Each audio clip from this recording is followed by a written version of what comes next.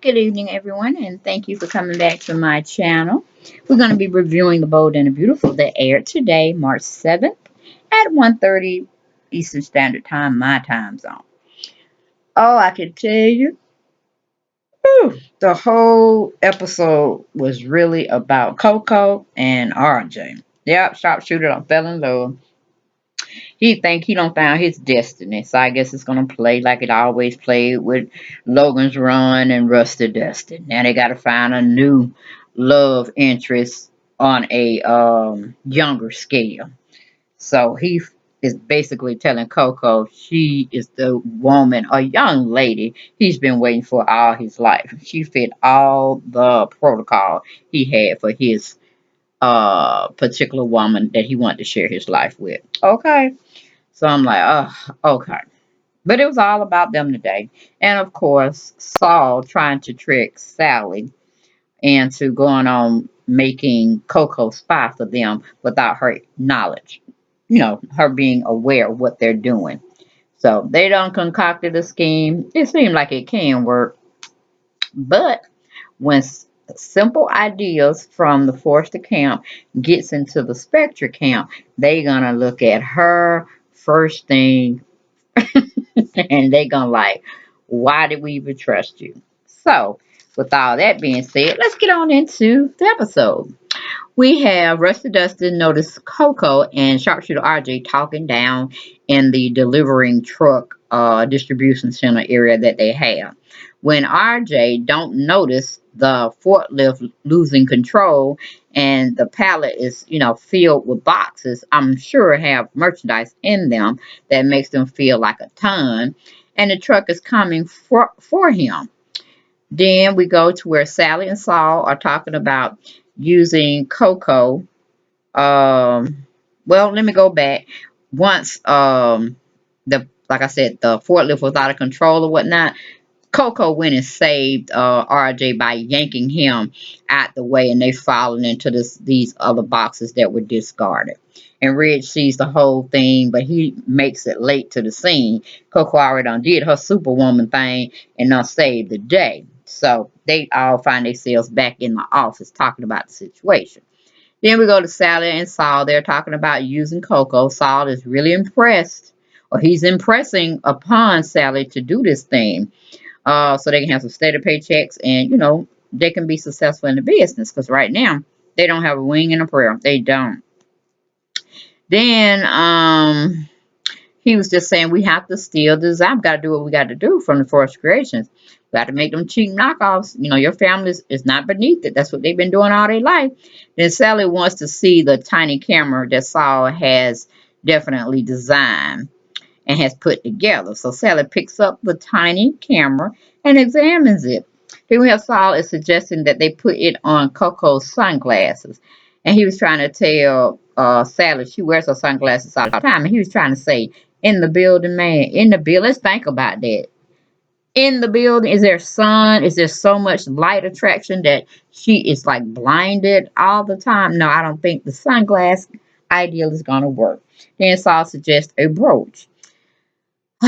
She says, yes, brooches are very nice, elegant touch, but it's not for a young lady or a teenager. So get with it.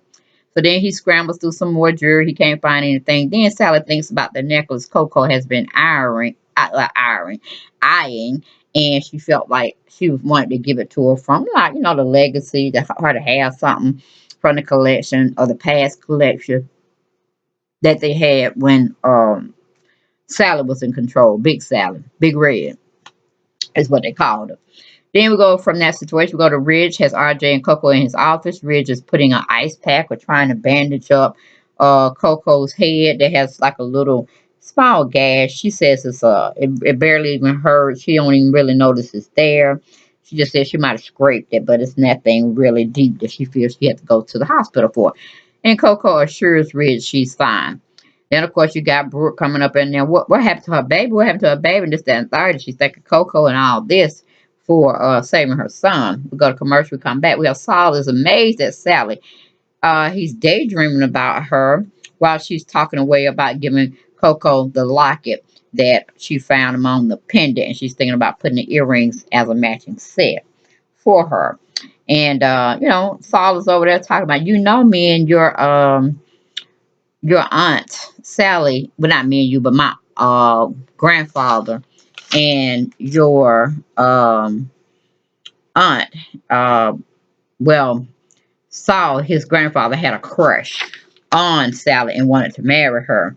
And she was amazed, and she was like, I can't marry you, you're my friend. What are you thinking? We can't damage this relationship. And that's what women really say when they're really not attracted to whomever is liking them. They go for, oh, you my friend. I can't do that. Da, da, da, da. That's the majority, like 98%. But then you have 2% where they never really saw their best friend or comrade that they actually confided in within and everything, their every thought, as someone they wanted to, reach out to and have sex with. And, just somebody they know they can curl up to, won't take advantage of them, this, that, and the third. But those are usually the ones that you should marry. But, you have some women be like, you got to be my friend. I just need you as that. I don't ever want to lose you if we mix all these other issues up. Those are the 3%. Well, the 2%. Because I said 90% don't. That women don't even really think that way. And then like I said, you have 2% that pretty much like, okay, hmm, should we do it? Should we do it? They might try it in a sense.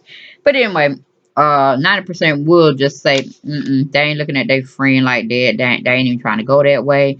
This, that, and the third.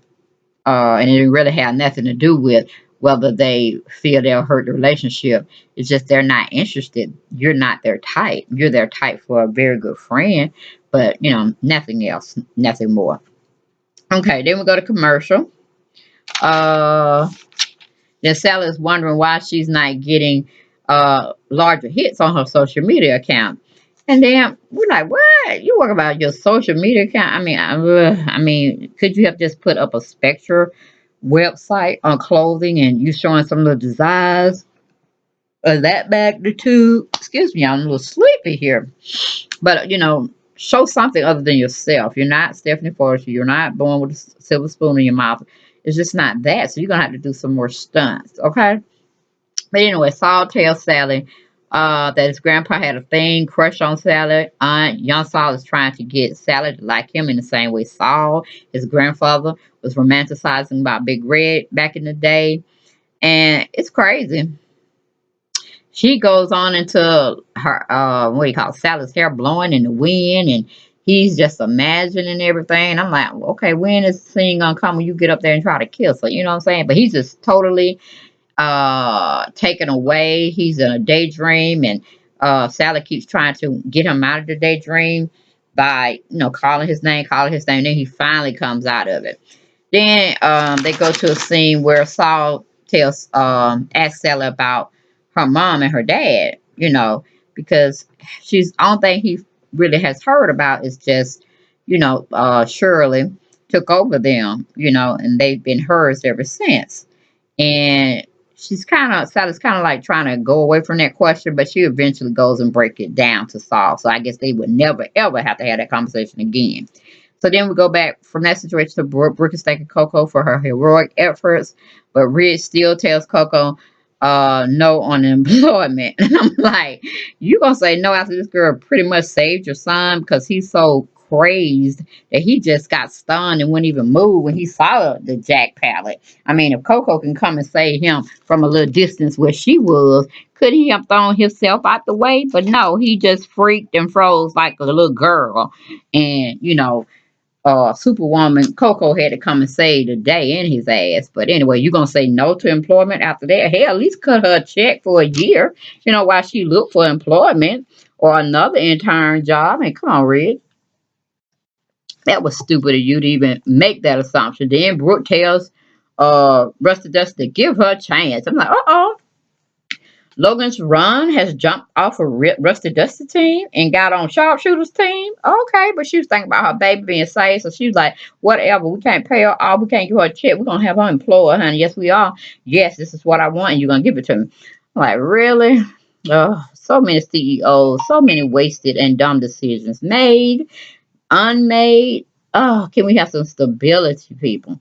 Anyway, we go to commercial. And no, we don't. We don't go commercial quite yet. Then RJ stands up and give his father an honest plea, a selfless plea to his dad that she needs to be rehired. You need to hire her as an intern. I'm not taking no for an answer. So, sharpshooter RJ was standing up to his dad, even though Logan's Run had a bigger push. Because Russ Dust was like, boy, if you don't get out my face and go on about your business. But Rusty just got to seem somewhat kind of a not a Scrooge, but a likable man. Because when shit falls down and hits him on the head, ain't nobody gonna be on his side. He gonna have to leave him go to Timbuktu or Zimbabwe somewhere, but not in L.A. Not there with them. But anyway, we go to commercial, we come back. Brooke is telling Riz, thank you for letting Coco stay. And then she motions to Ridge or enlightens Ridge that she feels that their son has a crush on Coco. Okay, then we go from that situation where Sally's telling her parents she's telling Saul about her parents. She was saying they were carny kids. Anybody don't know what carny kids is? It means they were part of a circus where they went with the circus to every town, every state, whatever, touring to make money. And then Sally told Saul that they also did side tricks to get money too. They played card tricks. They hustled and beat people out their money. With card tricks that were false from the beginning, meaning you didn't have a chance of winning. You were gonna lose every time because they probably was marked cards anyway. And she said they sold drugs, so she emphasized that ain't all they sold. So it could have been sold they sales, prostitution, could have been drugs, whatever. She just said her mother and father were swindlers.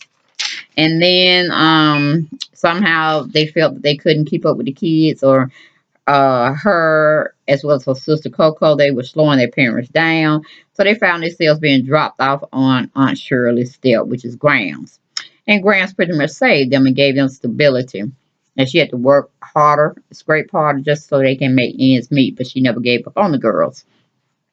Sally says their whole family are really hustlers, but she feels Coco is destined to fall prey to the curse of the no good Spectre family sooner rather than later. It's just her destiny. And see, I'm so tired of this destiny word going around. No, if Coco want to be a good person, she can be a good person. She don't have to follow what was set before her in her past. Okay.